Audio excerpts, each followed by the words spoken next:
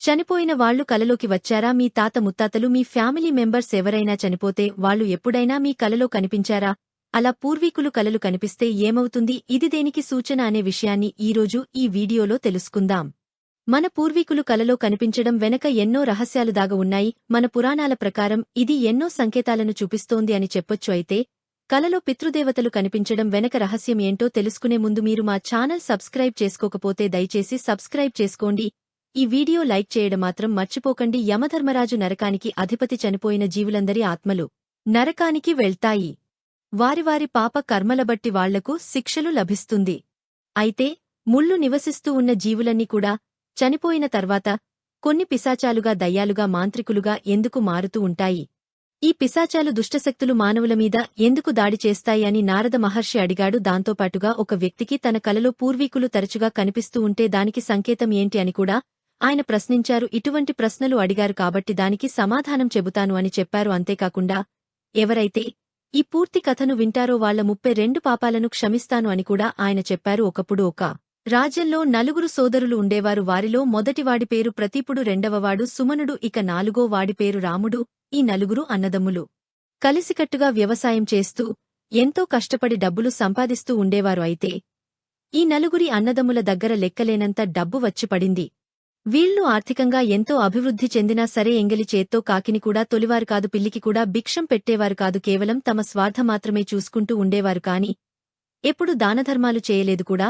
తమ పిల్లలు తర్పణం విడుస్తారేమోనని ఎదురుచూస్తూ ఉన్నారు. ఆ 4 కొడుకులు తల్లిదండ్రులకు పిండ ప్రదానం చేసి దానధర్మాలు చేయలేదు. ఆకలితో ఉన్నవాళ్లకి ఆకలి తీర్చేందుకు అన్నదానాలు వంటివి కూడా చేయలేదు. తమ వంశంలో ఇలాంటి స్వార్థపరులు పుట్టడం తమ దురదృష్టమని వాళ్లందరూ భావించారు.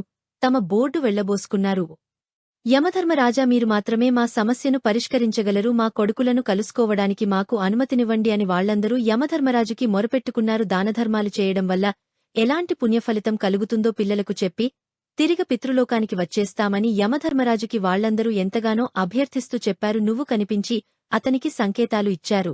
కాని ఆ పెద్ద కొడుకు మరుసటి నుంచి ఉదయాన్నే ఆ కాలని మరిచిపోయి వాళ్లు చెప్పిన సూచనలను పాటించలేదు. దాంతో పూర్వీకులు అందరూ నిరాశపడ్డారు. ఆ తర్వాత మిగిలిన పిల్లల కలలోకి కూడా కనిపిస్తూ సంగీతలను ఇచ్చారు. కాని ఎవ్వరు కూడా తమ పూర్వీకుల సంకేతాలను పట్టించుకోలేదు. ఇది జరిగిన కొన్ని రోజులకు ప్రదీపుడికి వ్యాపారంలో భారీ నష్టాలు కలగడం ప్రారంభించాయి. వాళ్లు చేస్తున్న వ్యవసాయంలో కూడా ఎన్నో నష్టాలు ఎదురయ్య. దాంతో అన్నదమ్ములు అందరి మధ్య తగాదాలు మొదలయ్యాయి. అందరూ తమ పూర్వీకుల నుండి వచ్చిన భూములను, ఆస్తులను అమ్ముకుని ఎవరికి వారు వేరుపడ్డారు. అది చూసిన పూర్వీకులు మరింత బాధపడి, ఓ యమధర్మరాజా, మేము చేసిన మంచి పనులు అన్నింటిని కూడా మా పిల్లలు నాశనం చేశారు. ఇప్పుడు మీరే మమ్మల్ని ఏదో ఒక విధంగా భూలోకానికి పంపించండి. మా పిల్లలకి మేము కనిపించి వాళ్లు చేస్తున్న తప్పు గురించి చెబుతాం అని పూర్వీకులు వెళ్లాల్సిన అవసరం లేదు. మీ తరఫున నేనే భూలోకానికి వెళ్లి మీ పిల్లలకు బుద్ధి చెబుతాను అని చెప్పి ఒక భిక్షగాడి రూపంలో యమధర్మరాజు ప్రదీప్ ఇంటికి వెళ్లారు.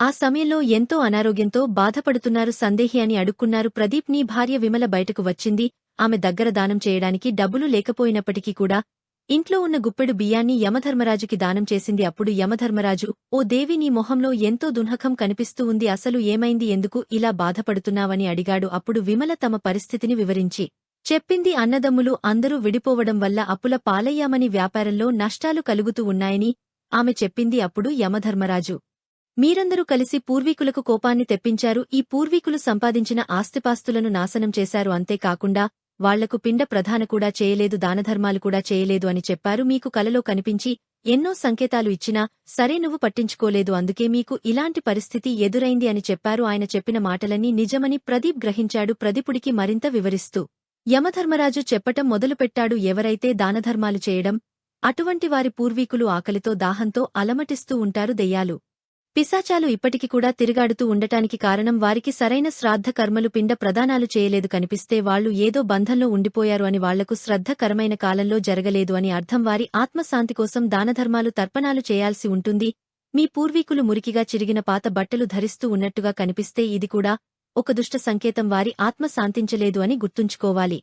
మీ పూర్వీకులు కలలో మిమ్మల్ని ఏదైనా అడుగుతున్నట్టు కనిపిస్తే వారికి నెరవేరని కోరికలు మిగిలి ఉన్నాయి అని అర్థం. వారు ఏ వస్తువులను అడుగుతున్నారో తెలుసుకుని వారి అసంతృప్తిని దూరం చేయాలి. అప్పుడే వారి ఆత్మ శాంతిస్తుంది. ఒకవేళ మీకు కలలో పూర్వీకులు మీ తలను పట్టుకున్నట్టుగా కనిపిస్తే వాళ్లు మిమ్మల్ని ఆశీర్వదిస్తున్నట్లు, త్వరలోనే మీకు ఏదో మంచి జరగబోతున్నట్లు సంకేతం.